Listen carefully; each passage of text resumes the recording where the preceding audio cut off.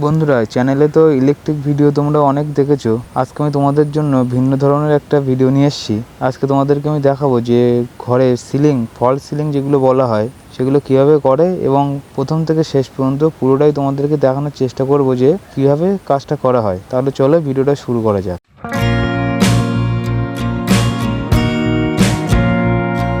যে কোনো কাজ শুরু করার আগে মাপঝোপের কিন্তু বিরাট একটা বড় ভূমিকা থাকে। যেন মাপঝোপ ছাড়া কোনো কাজ করা কিন্তু সম্ভব না। সিলিংয়ের কাজের ক্ষেত্রেও একটা মাপঝোপের বিরাট বড় ভূমিকা আছে। এই যে দেখতে পাচ্ছি মাপটা দেওয়া হচ্ছে, এটা হলো ওয়াটার লেভেল পাইপ দিয়ে সিলিংয়ের যে ওয়াল বিমটা আছে, ওয়াল বিমের নিচু দিয়ে কিন্তু একটা মেজারমেন্ট করে নেওয়া হচ্ছে টোটাল ঘরের সিলিংটা কতটা উঁচু বা নিচু আছে। ওয়াটার লেভেল পাইপ ছাড়া কিন্তু এই উঁচু নিচুটা ধরা যায় না। সেই কারণে প্রথমে ওয়াটার লেভেল পাইপ দিয়ে কিন্তু মাপ দেওয়া হচ্ছে যে উঁচু নিচু কতটা আছে। তারপর একটা সুতোতে ব্লু মাখিয়ে সেই দাগ বরাবর কিন্তু একটা দাগ টেনে নেওয়া হচ্ছে, যাতে বোঝা যায় ছাদের কোন জায়গা থেকে হাই সিলিংটা শুরু হবে বা সিলিংয়ের টেক্সচারটা কোথা থেকে শুরু করা যাবে। এখানে তোমাদেরকে একটা কথা বলে রাখি, আমি কিন্তু এই ঘরের ইলেকট্রিক্যাল ওয়ারিংয়ের কাজ আমি করছি না। এখানে আরেকজন ইলেকট্রিশিয়ান আছে যিনি এই কাজটা করছে। এই যে দেখতে পাচ্ছ দাগটা দেওয়া হলো, এটা কিন্তু হাই সিলিংয়ের দাগ দেওয়া হলো। মানে প্রথম ছাদ লেভেলে একটা সিলিং হবে, সেটাকে বলা হয় হাই সিলিং। এবং এর নিচে যে 5 ইঞ্চি গ্যাপে একটা দাগ দেওয়া হচ্ছে, এটা হবে টেরে, মানে যেটার মধ্যে তোমাদের ফিতে লাইট যেটার মধ্যে থাকে ওটাকে বলা হয় টেরে, লো সিলিং। সেটা কিন্তু এই সেকেন্ড দাগটা মানে নিচের দাগটা বরাবর হবে। আমি শুধু তোমাদেরকে দেখানোর জন্য যে সিলিংয়ের কাজ কীভাবে করা হয় সেই কারণে আমি এসে কিন্তু ভিডিওটা করছি। এখানে কিন্তু অনেক ভুল ত্রুটি আছে, সেগুলো তোমাদেরকে এক এক করে বলে দেবো।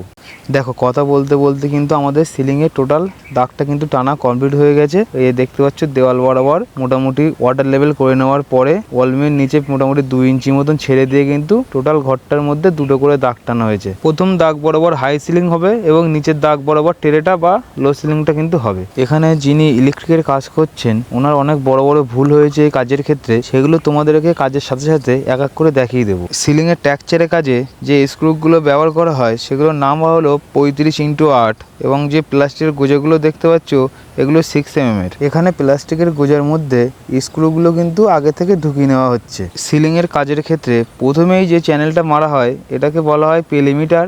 এই যে জিনিসটা কাটা হচ্ছে দেখতে পাচ্ছ এটাকে বলা হয় পেলিমিটার। এটা দেখতে অনেকটা থার্ড ব্র্যাকেটের মতন। এর একটা সাইড একটু ছোট হয় এবং একটা সাইড একটু বড় হয়। এই যে দেখতে পাচ্ছ জিনিসটা ঠিক এরকম দেখতে লাগে, একটা সাইড একটু বড় এবং এক সাইড একটু ছোট। এবার এই পেলিমিটারের টুকরোগুলো যে উপরে যে দাগটা আনা হয়েছে ঠিক দাগের উপরে রেখে কিন্তু ড্রিল করে ছিদ্র করে নেওয়া হচ্ছে এবং স্ক্রু মেরে কিন্তু টাইট করে লাগিয়ে দেওয়া হবে। এখানে তোমাদের একটা প্রশ্ন থাকতে পারে যে পেলিমিটারে এরকম ছোট ছোট টুকরো মারা হচ্ছে কেন? টুকরো মারা হচ্ছে কারণ এই বরাবর এই যে টোটাল এই যে মাঝখানে যে বিমটা থেকে বা পাশে যে বিমটা দেখতে পাচ্ছ ওইটুকুকে গ্যাপ আছে, ওই গ্যাপের মধ্যে দুখানা এন্টার পড়বে। এন্টার মানে টানা, যেটার উপরে সিলিংয়ের টোটাল টানটা থাকবে। ভিডিওর সাথে সাথে দেখতে থাকো, লাস্ট পর্যন্ত দেখলে ঠিক বুঝতে পারবে যে টুকরোটা কেন মারা হয়েছে। আশা করি তোমরা ভিডিওটা পুরোটা দেখবে। নিচে যে দাগটা দেওয়া হয়েছে এই দাগের উপরে এই যে চ্যানেলটা দেখছো এটাকে বলা হয় এল চ্যানেল। এই চ্যানেলটা কিন্তু নিচের দাগের উপরে লাগিয়ে নেওয়া হচ্ছে। আমাদের নিচে যে হাই সিলিংয়ের নিচে যে টেরেটা হবে সেই টেরেটা করার জন্য এই এল পাতিটা কিন্তু মেরে নেওয়া হচ্ছে। এইভাবে টোটাল ঘরটাই কিন্তু আমরা চ্যানেল মেরে নেবো। উপরে পেলিমিটার এবং নিচের দাগটায় এল চ্যানেল লাগিয়ে নেওয়া হবে। আশা করি ভিডিওটা তোমরা পুরোটা দেখবে, পুরোটা না দেখলে কিছু বুঝতে পারবে না। চেষ্টা করবে পুরো ভিডিওটা দেখার। এখানে ইলেকট্রিশিয়ান একটা ভুল কাজ করেছে। ডান সাইডে উপরে দেখো যে জয়েন্ট বক্সটা লাগিয়েছে, এই জয়েন্ট বক্সটা একদম ওয়াল বিমের গায়ে। এবার এই যে আমরা সিলিং করা হচ্ছে, যে হাই সিলিংটা করা হবে প্রথমেই, দেখো হাই সিলিংটা যখনই করা হবে জয়েন্ট বক্সটা কিন্তু ঢাকা পড়ে যাবে। সেক্ষেত্রে কত অসুবিধা হবে বুঝতেই তোমরা পাচ্ছ অবশ্যই। ভবিষ্যতে কখনো যদি ইলেকট্রিক লাইনে কোনো রকম ফল্ট হয় সেক্ষেত্রে কিন্তু এই জয়েন্ট বক্সটা খুবই প্রয়োজন। জয়েন্ট বক্সের ভিতরে কিন্তু তারের যত জয়েন্ট থাকে সেগুলো কিন্তু জয়েন্ট বক্সের মধ্যে করে রাখা হয়। সেই কারণে এই ভুলগুলো কখনোই করা যাবে না। ঘরে মোটামুটি ওয়াল বিম ছেড়ে 10 থেকে 12 ইঞ্চির নিচে কিন্তু তোমাদের জয়েন্ট বক্স করতে হবে, যাতে ভবিষ্যতে যদি সিলিং করে বা বিট লাগায় সেক্ষেত্রে যেন জয়েন্ট বক্সটা আমাদের সিলিংয়ের তলায় বা বিটের তলায় ঢেকে না যায়। এই যে ছোট ভুলগুলো দেখে কিন্তু শিক্ষা নিতে হবে এবং আস্তে আস্তে কাজে কিন্তু আরও ডেভেলপ করা যাবে। বিমের গায়ে এই যে টানাগুলো দেওয়া হচ্ছে এটা হলো ঘরের মিডিল। এই টানায় একটা এন্টার লাগানো হবে। ঘরের এই যে বা সাইডে দেখছো এপাশে দুটো এন্টার পড়ছে এবং ডান সাইডে দুটো এন্টার পড়বে, আর ঘরের মিডিলে এখানে একটা এন্টার পড়বে। যেহেতু বিম আছে সেক্ষেত্রে কিন্তু ছাদের গায়ে আর ফাস্টনাট করে লাগাচ্ছি না, সেখানে কিন্তু এই টানাগুলো দিয়ে এখানে লাগানো হচ্ছে। এই দেখতে পাচ্ছ এন্টারটা কিন্তু টানার গায়ে কিন্তু স্ক্রু করে লাগিয়ে দেওয়া হচ্ছে। ঘরের মিডিলে একটা এন্টার পড়ে গিয়েছে, এবার ঘরের একটা সাইড কমপ্লিট করে নেওয়া হবে। এই যে জিনিসগুলো দেখতে পাচ্ছ তুলছে, এগুলোকে বলা হয় সেকশন। এটার উপরেই মূলত বোর্ডটা স্ক্রু করে লাগানো হবে। আর এই লম্বা যেটা তোলা হচ্ছে এটা কিন্তু এন্টার বলা হয়, যেটাই মাথায় লাগানো হয়েছে বিমের গায়ে। ঠিক সেইভাবে মাঝখানে কিন্তু দুখানা এন্টার পড়বে, যে কারণে দুটো ছোটো ছোটো পেরিমিটারের টুকরো মারা হয়েছিল, আগেই বলেছিলাম। সেটার উপরে জাস্ট এই এন্টারটার ভরটা থাকবে এবং এন্টারটা কিন্তু ছাদের গায়ে এবার ফাস্টনাট করে কিন্তু লাগানো হবে।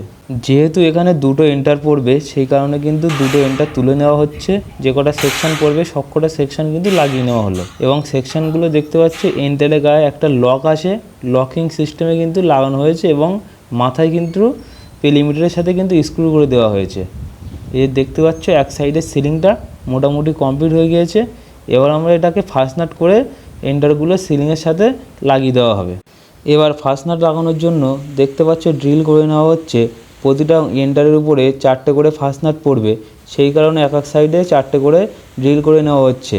ড্রিলটা কমপ্লিট হয়ে যাওয়ার পরে বাকিটা তোমাদেরকে দেখাচ্ছি, তোমরা ভিডিওটা দেখতে থাকো। আমাদের ছিদ্র করা কমপ্লিট হয়ে গেছে, এবার ফাস্টনাট লাগিয়ে নেওয়া হচ্ছে। ফাস্টনাটের সাথে একটা করে এল পাতি দেওয়া হচ্ছে, যার দুটো মাথাতেই ছিদ্র করা থাকবে। একটি মাথা অলরেডি ফাস্টনারের মধ্যে ঢুকে গিয়েছে এবং আরেকটি মাথা ফাঁকা আছে, ওটাতে পরে একটা এল চ্যানেল দিয়ে কিন্তু এন্ডটার সাথে টান দেওয়া হবে এবং ফাস্টনারটা খুব ভালোভাবে হাতুড়ি দিয়ে মেরে ছাদের সাথে টাইট করে দিতে হবে এবং দেওয়ার পরে রেঞ্জ দিয়ে কিন্তু ফাস্টনাটের নাটটা কিন্তু খুব ভালো করে টাইট করে দিতে হবে। একইভাবে প্রতিটা ছিদ্রে কিন্তু ফাস্টনাট এবং সঙ্গে একটা এল পাতি হাতুড়ি দিয়ে ঢুকিয়ে দেওয়ার পরে রেঞ্জ দিয়ে কিন্তু খুব ভালো করে টাইট করে নেওয়া হচ্ছে, দেখতে পাচ্ছ। এবং টাইটটা কিন্তু খুব ভালোভাবে দিতে হবে, কোনো রকম লুজ রাখা যাবে না। এই ফাস্টনাটগুলোর উপরে কিন্তু পুরো সিলিংটার ভরটা থাকবে, সেই কারণে টাইটটা কিন্তু খুব ভালোভাবে দিতে হবে। একইভাবে আর এক সাইডেরও কিন্তু টেক্সচারটা দেখতে পাচ্ছ কমপ্লিট করা হয়ে গিয়েছে, এন্টার লাগানো কমপ্লিট হয়ে গেছে এবং ফাস্টনাট করে এল চ্যানেল দিয়ে এন্টারের সাথে কিন্তু টান দেওয়া কমপ্লিট হয়ে গেছে। এবং সিলিংয়ের নিচে যে ট্রেটা হবে, ট্রেটা করার জন্য কিন্তু নিচে দিয়ে দেখতে পাচ্ছ একটা এল চ্যানেল কিন্তু মেরে দেওয়া হয়েছে। এই ভিডিওর সেকেন্ড একটা পার্ট নিয়ে আসবো, সেখানে তোমাদেরকে বোর্ড মারাটাও দেখাবো এবং কাজটা কেমন হয়েছে অবশ্যই কমেন্ট করে জানাবে। যদি ভিডিওটা ভালো লাগে অবশ্যই চ্যানেলটি সাবস্ক্রাইব করে বেল আইকনটি অল করে দেবে, যাতে এরকম ভিডিও চ্যানেলে আপলোড করার সঙ্গে সঙ্গে তোমাদের কাছে নোটিফিকেশনের মাধ্যমে পৌঁছে যায়।